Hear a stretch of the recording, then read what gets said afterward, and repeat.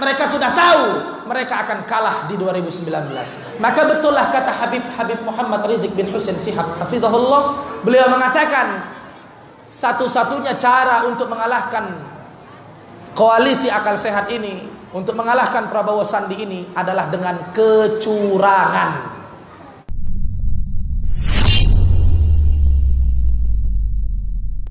Bi ihsanin ila yaumiddin. Amma ba'd. Yang pertama, mari kita panjatkan puji syukur kepada Allah Jalla wa Ala yang telah memberikan kita kesehatan jasmaniyah dan rohaniyah, sehingga kita bisa berkumpul di masjid yang mulia ini, di tempat yang mulia ini, dalam rangka silaturahmi akbar, dalam rangka bertablik akbar, dalam rangka apa lagi? Silaturahmi akbar, memperingati Isra wal Mi'rajnya Nabi sallallahu alaihi wasallam. Sebelah sini perempuan ada yang dada-dada ke saya, mental kali.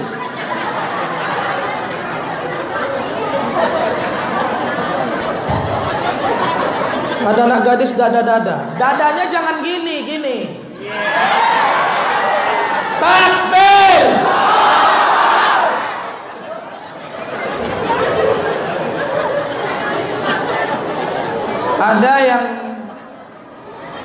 Ada beberapa orang yang anak muda cuman kayak gini aja ditangkap. Cuman gara-gara kayak gini ditangkap. Zalim tidak?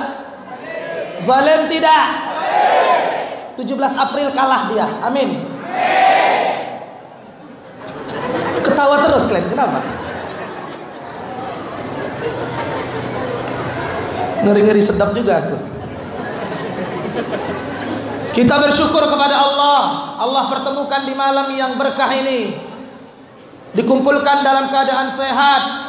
Saya sedang sakit, melihat jamaah begitu, Masya Allah, antusias, saya pun langsung sehat, alhamdulillah. Besok pulang ke Pekanbaru, balik lagi ke Pekanbaru, balik ke Pekanbaru, tablik akbar lagi. 2 hari kemudian tanggal 2 tablik akbar siang, ceramah di Hotel Batika. Biar tahu kalian, Hotel Batika tuh hotel paling mahal di Pekanbaru, hotel paling mewah. Ceramah di sana, malamnya tablik akbar lagi. Semoga Ustadz Mahir disehatkan oleh Allah, amin. Ada anak kecil berpantun. Anak kecil, bukan saya, anak kecil. Kalau mau kalian tangkaplah tuh anak kecil. Aku cuma membacakan pantunnya saja. Dan pantun ini sudah kita hafal semua, dan tidak mungkin didelik hukum. Gak ada pasal yang bisa mendeliknya, karena fakta. Pantunnya begini. Tunggu dulu, kupikir. Kayak mana ya?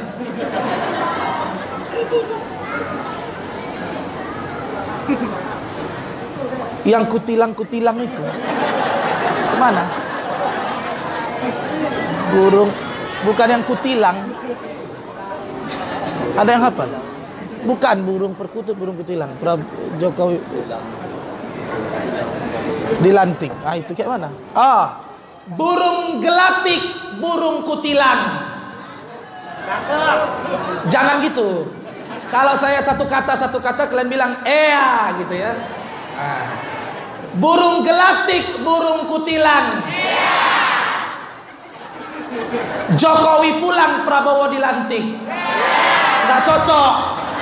Kebalik. Burung gelatik, burung kutilang. Prabowo dilantik, Jokowi pulang. Takbir. Nggak bisa.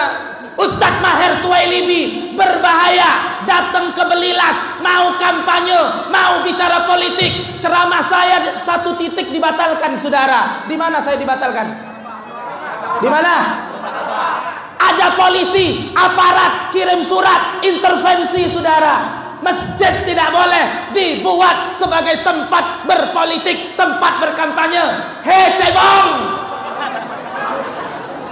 pendeta-pendeta, paus-paus berkampanye di gereja. Kenapa nggak kalian ciduk? Betul? Kenapa nggak kalian bilang berkampanye? Betul? Ini umat Islam mau berbicara politik yang bermartabat di masjid, kenapa dihantui, diintervensi, ditakut-takuti? Bangsat. Ustadz kasar, Ustadz keras, Ustadz Maher tidak lemah lembut, Ustadz Maher tidak menyejukkan. Semua ustadz yang macam aku tidak menyejukkan menurut Cebong. Yang menyejukkan Ali Mukhtar Ngabalin.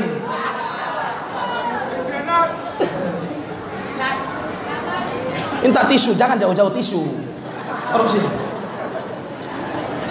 Dibilang Ustadz Maher Tuwailibi mau berkampanye. Ya, saya mau berkampanye, mengkampanyekan hasil ijtima' para ulama di Jakarta, saudara.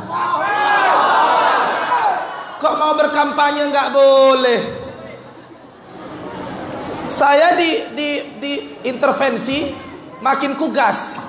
Di sini segini banyak orang nggak mungkin nggak ada intel. Intel, Indomie telur. Kalian catat semua ceramah saya malam ini. Laporkan buat biangmu. Ustadz nggak takut Habib Bahar sudah masuk penjara. Ustadz nggak takut Ahmad Dhani sudah masuk penjara. Ustadz tidak takut para kiai, para habaib, Ustadz Alfian Tanjung, Profesor Dr. Tamim Pardede sudah masuk penjara. Biarkan aku di penjara, berarti aku sudah merasakan betapa nikmatnya perjuangan, saudara. Di penjara karena mengkritik kezaliman pemerintah jauh lebih mulia daripada di penjara karena korupsi ketangkap KPK, saudara. Betul tidak? Betul tidak? Roma Hurmuzi sudah ditangkap KPK, saudara. Ketua Umum P3 namanya siapa? Roma Hurmuzi. Siapa dia? Koalisi petahana ditangkap KPK, saudara, karena kasus di Borgol. Udah masuk KPK, dia bilang, saudara, itu ruangan di KPK itu ventilasinya tidak masuk udara. Mampus. Betul tidak? Kalau anak-anak ibu, adik-adik ibu, tolong mic-nya diapakanlah. Panitia, mic-nya biar jangan menggema gitu, nggak enak Ustaz. Coba di style dulu panitia. Udah tes 2 tes 2 tes. Mana mau aku sebut 1. Tes 2. Ini kalau ada cebong nyusup, saudara, ada cebong nyusup, dia makin kelojotan, betul tidak? Sengaja aku, karena aku tahu ada 1-2 cebong. 1-2 nggak banyak, sebelah kiri sama kanan tuh. Tes, udah, gitu aja. Ustadz tidak takut di penjara, Ustadz tidak takut diciduk, Ustadz tidak takut ditangkap dalam dakwahnya keras. Nabi Ibrahim dibakar hidup. Nabi Musa alaihissalam dan Nabi Harun dikejar-kejar oleh Fir'aun. Bu, dengar baik-baik. Kalau ibu punya anak mujahid, ibu punya anak pejuang, ibu punya anak yang dia semangat berdakwah, semangat berjuang, bangga. Betul tidak? Ibu harus bangga. Jangan gak bangga, tapi nanti ketangkap Ustadz, nanti keciduk. Begitulah nikmatnya perjuangan. Kita berjuang mati, tidak berjuang pun takut kali. Buka celana kalian, potong itu peli kalian kalau nggak mau berjuang. Kalau bukan kita yang mengkampanyekan hasil ijtima' ulama, lalu siapa lagi, saudara? Siapa lagi? Betul tidak? Ini enggak. Nanti kena ciduk, kau mau nakut-nakuti aku. Nanti ketangkap Ustadz, tidak ada lagi yang berjuang. Kita berjuang gak berjuang, kalau namanya menyebutkan kebenaran, menyampaikan kebenaran, pasti ada musuhnya. Betul tidak? Ya betul lah. Habib Rizik harus pouring ke Arab Saudi. Kenapa? Menyelamatkan diri dan keluarganya atas kezoliman penguasa sekarang ini. Habib Bahar pun masuk. Semua udah pada masuk. Kita tinggal menunggu hari. 18 hari lagi. Saya demi Allah, tolong polisi-polisi intel-intel kalian catat kata-kata saya. Saya Maher Tuwailibi bukan orang partai. Tidak ada satupun orang partai caleg yang mengundang saya datang ke Belilas ini, saudara. Gak ada. Saya datang ke sini bukan dalam rangka mengkampanyekan Prabowo, tapi saya datang ke Belilas dalam rangka mendoakan agar Jokowi kalah. Amin. Gak perlu Prabowo dikampanyekan, apalagi di masjid. Gak perlu Ustadz Maher At-Tuwailibi mengkampanyekan Prabowo karena saya bukan tim ses. Gak perlu saya menghimbau umat Islam di Belilas untuk pilih Prabowo. Gak perlu. Kenapa? Karena saya yakin umat Islam di Belilas pasti pilih Prabowo. Takbir. Belum 10 menit aku ceramah, baru mukaddimahku gas sikit, keluar keringatku banyak.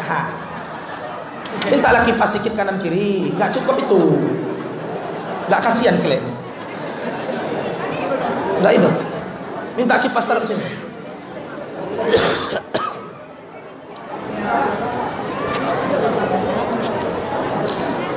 Ada, minta kipas satu lah. Ada. Minta kipas. Hah? Segera, baik.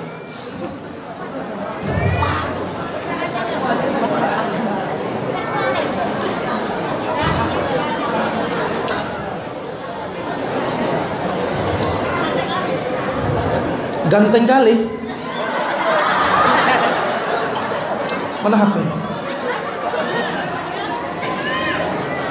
Oh iya, ganteng juga aku ya. Orang bilang saya kejam, keras. Belum ditengoknya aku dari dekat, betul. Saya setiap ngisi tablik akbar kemana-mana, selalu orang bilang gini, Mak Jang, Ustadz Maher kalau dari dekat ternyata aslinya bersih putih ya. Betul. Betul, kalian tengok muka aku bersih. Nampaknya di YouTube hitam legam macam penduduk neraka jahanam kan? Tapi kalau aslinya putih bersih, betul. Insya Allah, wudhu terus. Wudhu, nggak usah pakai bedak meong, nggak usah. Ibu kalau wajahnya mau bersih putih, nggak usah pakai bedak kiel, keli, meong, kucing garong, nggak usah. Pakailah air wudhu. 5 waktu air wudhu. Udah kipasnya, nggak semangat Ustaz kalau tak ada kipas, panas.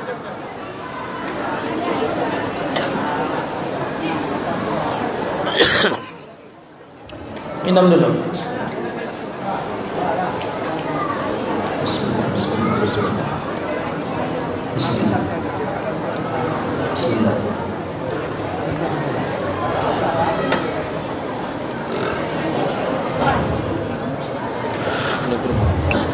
Mana? Masukkan kurmanya dulu.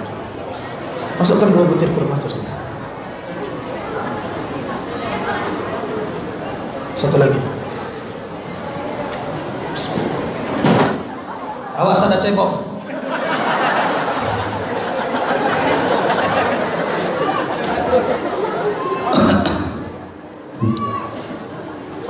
Saya mau ceramah tentang politik Islam. Tes. Saya mau ceramah tentang politik Islam. Betapa pentingnya umat Islam berpolitik. Dengar baik-baik, jangan melamun, jangan recok, jangan berisik. Anak-anak ustadz di belakang tolong diamankan, jangan ada suara. Nah, diam semua, diam. Dengar baik-baik. Kalau ada polisi, aparat, dengar baik-baik. Pak polisi dengar baik-baik. Kalau ada polisi, ada aparat yang memberikan baliho, menempel baliho di masjid. Masjid bukan tempat berpolitik. Katakan padanya, Anda polisi yang tidak berintelektual, Anda polisi yang tidak paham sejarah, Anda polisi yang tidak Pancasilais, Anda polisi yang tidak demokratis. Kalau di sini hadir Kapolsek, Kapolres, dudukkan sama saya biar saya ajari dia agama. Kenapa masjid bukan tempat berpolitik? Nabi Muhammad SAW membangun strategi politik perang Badar di masjid. Di mana? Sebelum perang Badar dilakukan, Nabi mengumpulkan para sahabat-sahabatnya, saudara. Lalu Nabi SAW membangun strategi politik itu dimulai di masjid. Jadi kalau ada aparat kepolisian mengatakan bahwa masjid bukan tempat berpolitik, berarti ini akalnya dungu. Terus umat Islam mau membangun strategi politik di mana? Di mana? Di paret, di pajak, di pasar. Ya di masjid. Kalau umat Islam tidak boleh berbicara politik di masjid, pertanyaan saya adalah, kenapa pendeta-pendeta itu dibolehkan berbicara politik di gereja? Ngerti nggak kalian ceramah saya nih? Ibu ngerti? Nggak ada yang diciduk. Jangankan para pendeta, anak Cina kafir, Cina kafir, bukan Cina non Muslim, Cina kafir. Anak Cina kafir, diambilnya foto Jokowi, nampak kalian videonya? Diambilnya foto Presiden Jokowi, sudah. Lalu dia diambilnya gambar sama kawannya, dia bilang, ini Jokowi ini kacung gua nih, kacung gua. Kata anak Cina itu, bukan kata saya, jangan kalian rekam. Kalian rekam, kalian potong pula nanti, jangan.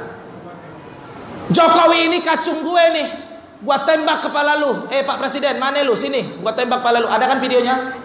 Ada tidak? Ada. Anak itu diciduk sama polisi. Diciduk tidak? Coba anak pribumi, coba anak muda belilas mengkritik Jokowi di internet, di sosial media, langsung kena delik hukum, dipanggil. Zalim tidak? Kalau udah tahu kalian penguasa saat ini zalim, layak tidak untuk diteruskan? Layak tidak? Jujur, layak tidak? Nanti dikasih sembako berubah. Dikasih uang 100.000 berubah. 500.000, 1 juta 1 kepala keluarga. Betul. Yang jawab betul cuma yang bagian depan, bagian belakang tak berbunyi, nampaknya cebong tuh. Berubah tidak? Jangan ada yang berubah pilihan. Umat Islam wajib untuk patuh taat pada hasil ijtima' ulama. Bukan 1-2 bro. Ulama yang berkumpul di Jakarta, saya kasih tahu kalian karena saya tinggal di sana. Bukan 1-2, 1.500 ulama dari berbagai ormas. Kecilkan sekali. 1.500 ulama dari berbagai ormas Islam. Ada NU, tapi yang garis lurus. Karena NU ada 2. Ada NU garis lurus, ada NU garis geger otak. Betul tidak? Ada saudara, NU itu 2. NU garis lurus, NU garis geger otak. NU garis geger otak, kalian dengar ini live streaming. NU garis geger otak, NU yang dipimpin oleh Said Agil Siraj. Tangkap aku, silahkan tangkap. Memang geger otak. Jadi kalau orang geger otak, awak bilang sehat akalnya, nggak bisa. Cemana nggak saya bilang geger otak? Di acara apa namanya? Bukan Mata Najwa, tapi Najwa Shihab yang pembawa acara. Acara apa namanya? Bukan Mata Najwa, tapi Najwa yang membawa acara. Perbincangan bersama Najwa apa cemana lah itu ya? Hah? Bukan.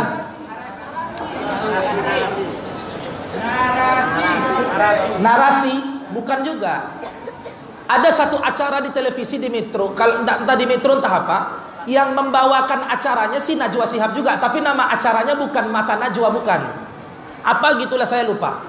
Profesor Dr. Said Agil Siraj, saudara, mengatakan di depan publik, di ruang publik, di hadapan jutaan umat Islam, saudara. Dia bilang, Najwa memancing. Anak-anak tolong jangan ribut nakku. Ustaz terganggu.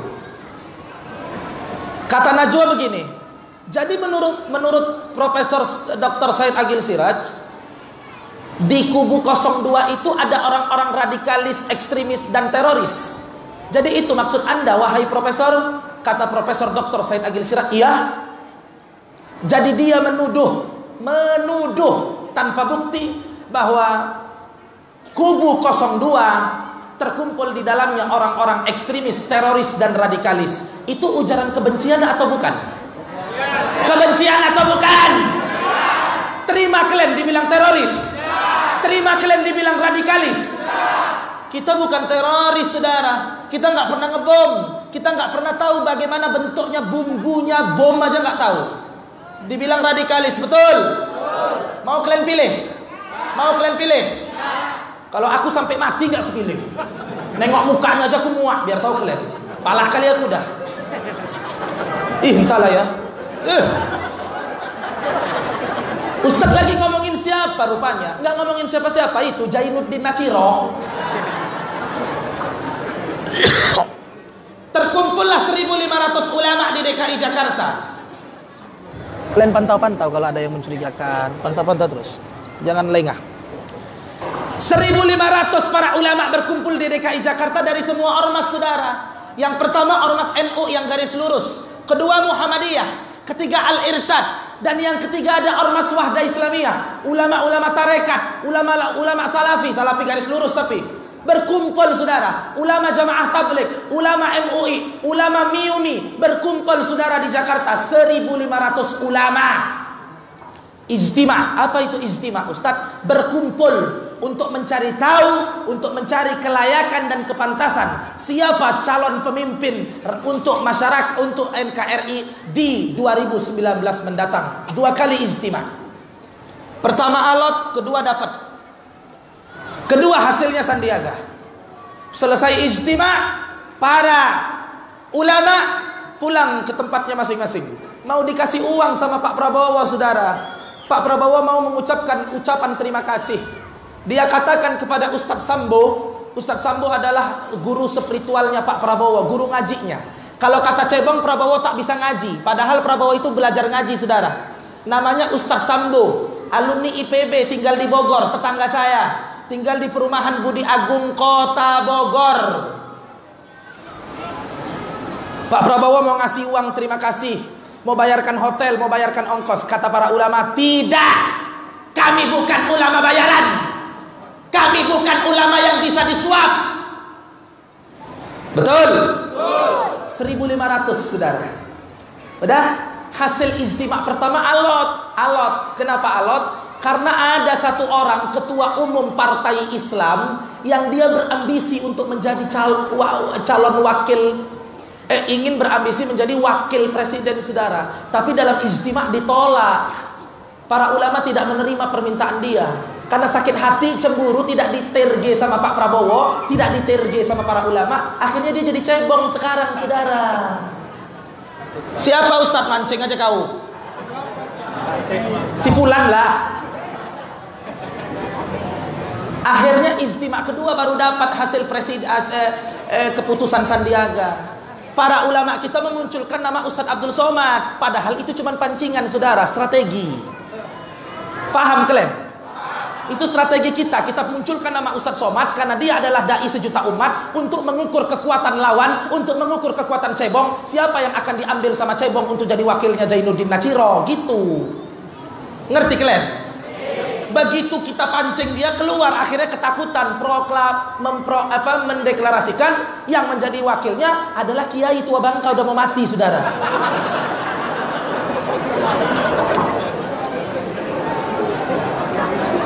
Pak, dengar saya baik-baik. Mana yang tua-tua sini? Bapak berapa umurnya? Yang gamis warna merah. Ya Allah, 45 baru. Masuk abang-abangan kula antum. Muka macam udah 63. Ya Allah. Mana sini yang udah tua? Bapak berapa? 60. 60 tahun. Nabi Muhammad 63 meninggal, 3 tahun lagi, Pak. Kalau saya katakan cepat mati, memang kita semua manusia pasti akan mati. Semua manusia akan mati. Kullu nafsin dha'iqatul maut. Tak perlu tersinggung dibilang mau mati. Kita semua akan mati. Ustadz Mahir mati, antum mati, Laskar Mujahidin mati. Antum bakal mati kan? Antum? Tidak. Wah, kafir nih. Wah. Dia lagi fokus. Saking fokusnya dia, antum bakal mati kan? Tidak, katanya. Wih, malaikat. Semua kita akan mengalami mati. Kiai Ma'ruf Amin pun akan mati. Cepat atau lambat? Cepat. Kau yang bilang ya, bukan aku. Nggak perlulah, kita nggak perlu melakukan ujaran kebencian. Ini masjid, apalagi beliau kiai, kita hormati. Kita nggak perlu mendoakan Pak Kiai Ma'ruf Amin cepat mati. Nggak boleh gitu kalian. Karena tanpa didoakan pun bentar lagi matinya itu. Kita doakan Kiai Haji Ma'ruf Amin kalah jadi wakil presiden. Amin. Orang kalau sudah tua, pikirannya itu adalah menunggu akhirat. Orang kalau sudah tua, selayaknya yang dia lakukan adalah memperbanyak ibadah kepada Allah, perkuat kedekatan kepada Allah. Salat 5 waktu tegakkan, jangan tinggal. Tambahkan dengan amal-amal sunnah, baca Quran, zikir, tasbih. Berikan kesempatan kepemimpinan pada anak-anak kita, generasi yang muda. Betul? Jangan serakah, jangan tamak sama kekuasaan, saudara. Para ulama itu sangat menjauhi pintu-pintu penguasa, sangat menjauhi politik-politik praktis, saudara. Ini enggak. Ada ulama, ya Allah. Ya Allah, 78. Berarti kalau 78 2 tahun lagi 80. 80 itu tanda-tanda itu. Loh iya, memang umur di tangan Allah, Pak. Umur itu di tangan Allah. Tapi kalau melihat garis biologis, melihat garis waktu, saya yang belum 40 tahun dibandingkan sama yang udah 78, mana lebih dulu? Mana lebih dulu? Yang 78. Gitu loh. Berkumpullah para ulama, di ijtima' kedua dimunculkan nama Ustadz Abdul Somad, mancing kekuatan lawan. Akhirnya betul mereka gandeng kiai tersebut, saudara. Akhirnya NU pecah suara, bermain di 2 kaki. Sekarang panik dan bingung. Kenapa panik dan bingung? Para pemilih-pemilih berakal sehat sudah mulai banyak dan meluas. Partai-partai kubu koalisi petahana, sebagian tokoh-tokoh elit politiknya mulai goyang suaranya, saudara. Mulai banyak yang pindah perahu, mulai banyak yang keluar dari perahu, saudara. Akhirnya apa? Akhirnya perahu mereka melemah, perahu mereka goyang, dan mereka sudah tahu mereka akan kalah di 2019. Maka betullah kata Habib Muhammad Rizik bin Husain Shihab hafizahullah, beliau mengatakan satu-satunya cara untuk mengalahkan koalisi akal sehat ini, untuk mengalahkan Prabowo Sandi ini adalah dengan kecurangan. Bagaimana supaya tidak terjadi kecurangan? Jangan pulang dari TPS, tidak boleh pulang. Gantian tungguin TPS. Waktu di apa namanya? Direkap bukan rekam. Waktu diapakan di saat ini itu jangan pulang. Penghitungan suara kita tungguin. Jangan TPS kita, jangan, nggak boleh. Walaupun katanya ini mayoritas kita mayoritas 02, jangan. Harus ditungguin. Karena udah nampak Allah Subhanahu wa taala akan turunkan kemenangan pada hasil ijtima' ulama. Amin. Udah kelihatan dan mereka goyang. Apalagi ketika Roma Hurmuzi ditangkap KPK. Ustadz, tapi kan itu pancingan saja supaya nampak pemerintahan Jokowi ini adil. Oh, enggak, itu betul, itu murni karena KPK lembaga tersendiri.